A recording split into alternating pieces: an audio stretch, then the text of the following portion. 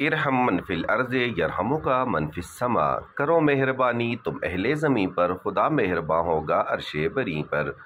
المصطفیٰ ہسپتال گورنگ گلی مکھن گلی میں فری آئی کیمپ کا احوال جانیے اس ویڈیو میں۔ اس کا افتتاح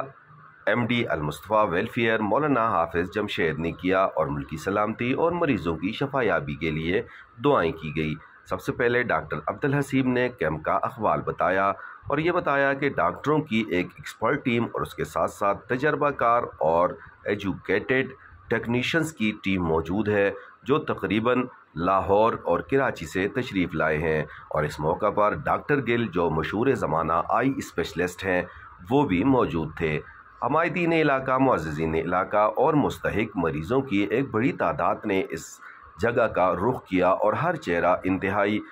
مشکور، ممنون اور احسان مند نظر آیا۔ اس موقع پر میڈیا سے بات چیت کرتے ہوئے عمائدین علاقہ، معززین علاقہ،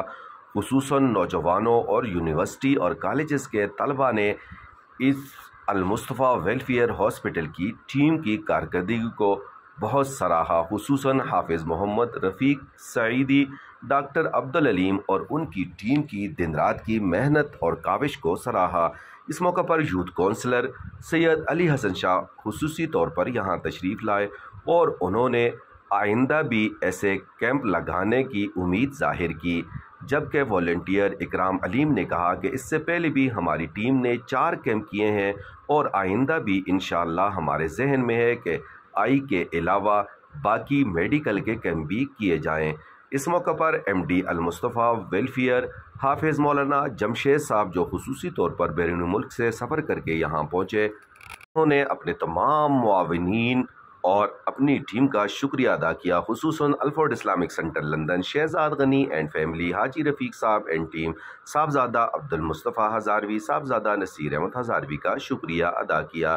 اس موقع پر المصطفیٰ ویلفیئر اور المصطفیٰ ہاسپٹل کے ریزیڈنٹ انچارج حافظ مولانا محمد رفیق سعیدی نے اپنے مستقبل کے پروجیکٹ کا ذکر کرتے ہوئے کہا کہ ہم نے ایک شاندار بلڈنگ تیار کر لی ہے جس میں انشاءاللہ بہت جلد